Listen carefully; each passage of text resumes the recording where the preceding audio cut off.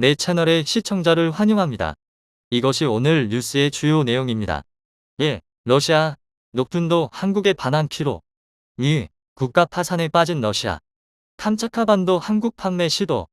보통 한국에 잃어버린 땅을 하면 간도와 만주 일대를 뽑지만 우리에겐 잘 알려지지 않은 또 하나의 땅이 있습니다. 바로 두만강의 끝, 동해에 인접한 녹둔도입니다. 과거 수백 년간 명백한 한민족의 땅이었으나 근대를 거치며 상실한 비운의 땅이죠. 그런데 최근 현재 녹둔도의 주인인 러시아가 이 땅을 반환하겠다는 충격적인 소식이 들려오고 있습니다. 요즘 들어 러시아와 대립각을 세우던 일본은 당황할 수밖에 없었죠. 1세기 만에 우리에게 돌아올 녹둔도. 오늘 이 소식에 대해 알려드리겠습니다. 과거 녹둔도는 조선시대의 경흥부 소속으로 두만강 하구에 존재했던 섬으로 두만강의 퇴적 작용으로 인해 연해주 쪽으로부터 토지가 된 땅입니다. 오랜 시간 우리 선조들이 땅을 일구고 살아왔던 땅이지만 의회 청나라와 러시아 제국 간의 베이징 조약으로와 러시아에게 넘어갔던 땅인데요. 뒤늦게 이 사실을 안조선 정부가 반환을 요구했으나 혼란의 계화기를 거치며 결국 상실했던 역사가 있습니다. 이러한 녹둔도가 이제 대한민국의 품으로 다시 돌아온다는 소식이죠. 지러시아 극동연방권구 프라모리의 지방의 하산스키 군에 속한 녹둔도 지역을 한러 협력단지로 조성 후 장기적으로 한국에 반환한다는 계획입니다. 녹둔도 지역의 한국 기업들의 투자 유치를 통해 산업을 개발하고 이를 기반으로 프라모리의 지방, 즉 연해주를 개발하겠다는 의도인데요. 러시아 극동의 대표적인 도시 중 하나인 블라디보스토크와 150km 거리로 가깝기 때문에 한국에서 접근하기도 쉬우니 빠른 발전이 가능하다는 계산입니다. 예, 그들의 기술력과 자본력으로는 퇴적토로 이루어진 녹둔도의 활용이 어려우니 한국의 손을 빌리는 것이죠. 현재 러시아는 우크라이나 침공으로 인해 국제사회의 경제 제재를 받는 데다가 유럽 방면의 서부 지역 개발이 극도로 제한된 상황입니다. 현재 국가부도를 눈앞에 둔 러시아 입장에서는 어떻게 해서든 활로를 찾아야 하고 그 대답이 극동 지역의 개발인 셈인데요. 제재에 묶여있는 러시아에게 함께 손을 잡고 투자할 파트너가 필요한데 극동 지역에서 그들과 손잡을 만한 게 사실 대한민국밖에 없습니다. 물론 한국 역시 대러시아 제재에 참여하면서 푸틴은 한국을 비호 국가로 지정, 얼마 전부터 한러 관계가 매우 경색된 것은 사실입니다. 하지만 과거에 한국 조선사에게 수주했던 쇠빙선 그 대금을 달러로 지급하지 못하던 러시아가 릴십 최근 모종의 방식을 동원하여 배를 찾아갔는데요. 비호 국가라면서 한국을 비난했지만 북극 항로를 포함한 극동 개발을 위해서는 한국과 어떻게 해서든 친밀한 관계를 유지해야 하는 것이 러시아의 현실입니다. 그러니 녹둔도 반환이라는 핵심 카드를 꺼내서라도 극동 진출에 한국을 끌어들이는 것이죠. 게다가 4월 들어 일본이 2022 외교청서를 발간, 영토 분쟁에 있어 러시아를 도발하자 극동 영향력 확대를 위한 러시아의 움직임이 조급해졌다는 분석입니다. 일본 외교청서는 일본 고유의 북방 영토를 러시아가 불법 점거라고 명시. 20여 년 만에 사용된 노골적인 표현으로 러시아가 우크라이나 전쟁에 발이 묶이자 이 틈을 타서 영토 분쟁에 있어 우위를 점하겠다는 의도를 보이고 있습니다. 그렇다 보니 여기에 대항하기 위해 마찬가지로 독도 분쟁으로 일본과 대립하는 한국을 끌어들여 힘을 보태겠다는 것이 러시아의 전략으로 해석되는데요. 러시아가 녹둔도 반환을 통해 극동 지역에 한국을 끌어들인다는 소식이 들리자 일본 역시 크게 반발하는 모양새입니다. 한국이 연해주 지방의 땅을 얻고 영해와 배타적 경제 수역이 조정되면 쿠릴열도에서의 일본의 움직임이 크게 제한받을 수밖에 없기 때문이죠. 사실 대한민국이 녹둔도를 회복할 명분은 지금까지 충분했습니다. 조선 초 세종대왕의 북방지역 개척 이후 500여 년간 녹둔도는 수많은 역사서와 지도에서 우리 영토로 기록되어 왔는데요. 토양이 비옥하고 풍부한 해산물을 거둘 수 있는 농경지였을 뿐만 아니라 국경에 인접한 전략적 요충지로 조선에겐 중요한 섬이었습니다. 실제로 이순신 장군이 전라자 수사로 임명되기 전 이곳에서 여진족과의 녹둔도 전투를 통해 적의 침입을 막아내고 눈부신 전과를 거뒀던 역사가 있기도 했습니다. 하지만 근대에 이르러 서양 열강들의 침탈이 심해지던 당시 러시아가 강제로 영토로 편입, 고종은 물론 녹둔도에 대한 조선의 영유권을 인정해 주던 청나라까지 나서 반환을 요구했으나 러시아는 응하지 않았습니다. 그렇게 한국이 일제에 병합된 후에도 녹둔도에는 조선인들이 살고 있었지만 1930년대 스탈린이 강제로 이주시키면서 이제는 아무도 살지 않는 땅이 된 것인데요. 1990년에는 한국 정부가 직접 당시 소련에게 녹둔도 반환을 요구했으나 소련은 들은 채도 하지 않았습니다. 자신들이 이미 1세기 동안 시로 지배했다는 것이 그 이유였죠. 그러나 녹둔도는 그 이전 500여 년간 한민족이 지배했던 땅으로 그들의 시로 지배 논리는 알맞지 않습니다. 소련이 반환 요구를 거절한 지 30여 년이 지난 오늘 러시아는 결국 녹둔도가 한국 땅임을 인정하고 그들의 전략적 이익에 맞춰 한국과 손을 잡은 것이죠.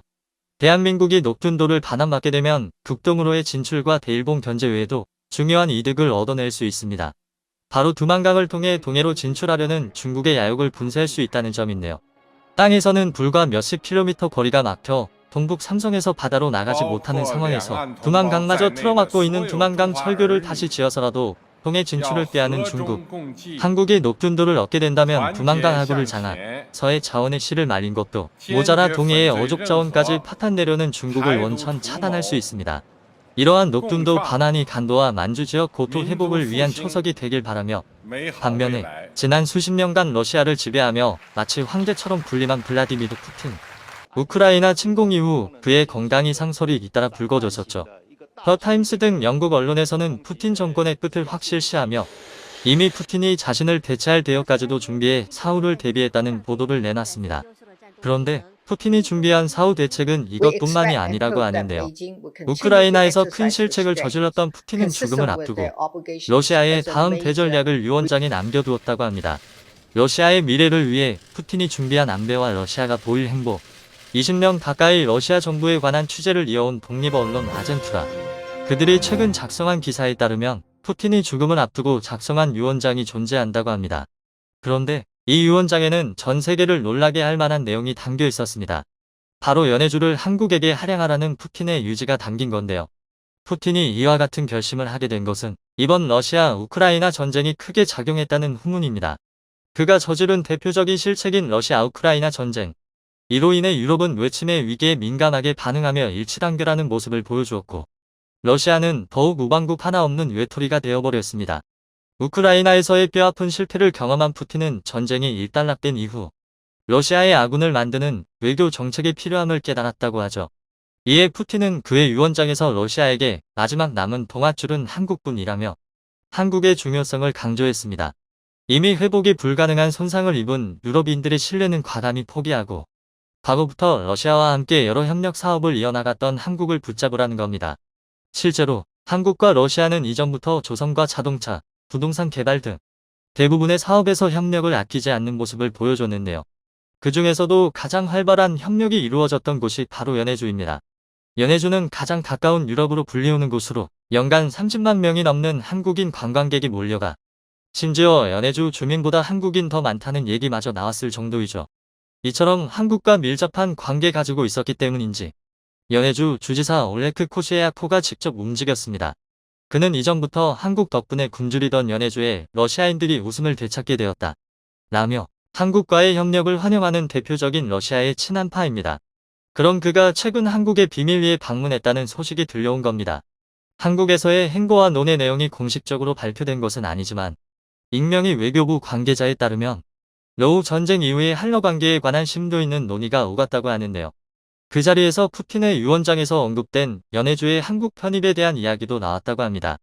서울 모처에서 진행된 연해주 대사와 한국 외교부 장관의 대담 자리. 화기애애한 분위기 속에서 진행되는 이 회담 속에서는 무려 연해주의 한국 편입에 관한 세부적인 논의가 오갔습니다. 러시아의 유일한 활로가 될 한국과 손을 잡게 되기를 기대한다. 한국과의 우호 관계는 연해주가 러시아에 가져다줄 마지막 선물이 될 것이라며 말을 마친 올레크 코시에야코는 이어서 이로 인해 동북아에 생길 여파에 대해서 논의를 시작했는데요. 러시아의 이번 결정에 가장 격렬하게 반대하고 나설 것으로 예상되는 중국 문제를 언급했습니다. 중국은 과거 러시아의 지위를 이어받아 미국과 일본이 지키는 태평양으로 진출하기 위해 갖은 방법을 모색해왔죠. 그래서 자유진영의 방어선을 우회할 수 있는 연해주의 항구를 지속적으로 탐내왔는데요. 이전부터 탐내오던 연해주가 돌연 한국에게 넘어간다는 소식을 듣고 중국 정부가 크게 격노하고 있는 겁니다. 하지만 올레크 코시에야코 연해주 주지사는 중국의 반발을 두려워하기보다 오히려 이를 이용할 심산인 듯 합니다. 이번 회담에서 드러난 러시아 수뇌부의 계획은 바로 중국의 반발에 한국과 함께 대응하면서 러시아를 자유민주 동맹에 안착시키는 것이죠. 냉전 시기부터 서방 세계와 대립각을 세웠던 러시아가 오랜 국제 질서를 깨트린 이번 사건은 전 세계가 놀랄 정치적 대격변이라고 해도 과언이 아닙니다. 한편 중국은 이 소식을 듣고 전전긍긍하고 있다고 합니다. 러시아가 내린 이번 결단은 한민족이 다시금 만주 땅에 발을 들이는 결과를 낳았는데요. 이것은 중국 정부가 지금까지 가장 두려워하던 일이라고 하죠. 한국이 연해주를 차지함으로써 중국군에게 완충지대인 북한은 의미가 없어지고 강력한 한국 육군을 직접적으로 상대해야만 하는 어려움에 직면한 상황. 또한 미군이 중국 대륙으로 안전하게 상륙할 수 있는 교두보를 확보한 것이나 다름없어 중국의 동북지방마저 미군에 의해 완전히 차단당한 셈이죠. 중국은 이번 사건을 민족적 위협으로 규정, 정치국 상무위원회를 긴급히 소집해 이에 대응하고 나섰는데요. 긴급히 열린 상무위 회의를 주최하는 것은 다름 아닌 리커창 총리. 그는 간악한 동의의 무리가 압록을 넘어 중화를 위협한다. 우군일 것으로 믿었던 러시아가 한국에 손을 들어 우리를 친다. 라며 그 분노를 숨기지 않았죠. 하지만 그들이 아무리 모여서 회의를 거듭해도 역족한 수는 나오지 않았다고 합니다. 이미 미국이 인도, 베트남 등과 함께 쳐둔 중국 포위망으로 인해 연해주 방면에 중국의 군사력을 더 투입할 수는 없기 때문입니다. 이로써 푸틴 사후 한국은 아무런 저항 없이 러시아로부터 연해주를 닫게 될 것으로 보이는데요. 결국 한국은 꿈에 그리던 고토를 일부나마 회복하고 러시아는 한국과 함께 손을 잡으면서 성공적으로 세계 외교 무대에 다시 들어서는 원원인인 효과를 얻게 된 셈입니다. 선조들이 호령하던 광활한 땅, 연해주. 푸틴의 유언장에 담긴 충격적인 러시아의 계획으로 인해 우리 한국이 다시금 그 땅의 주인이 될 예정이라고 하는데요. 이로써 한국은 예전에 가졌던 광활한 영토를 되찾는 첫걸음을 팬 듯합니다. 이번에 받게 될 연해주를 넘어 중국이 불법 점거하고 있는 우리의 고토, 만주 전체를 수복하게 되기를 바랍니다. 시청해주셔서 감사합니다. 유익하셨다면 구독과 좋아요 부탁드립니다.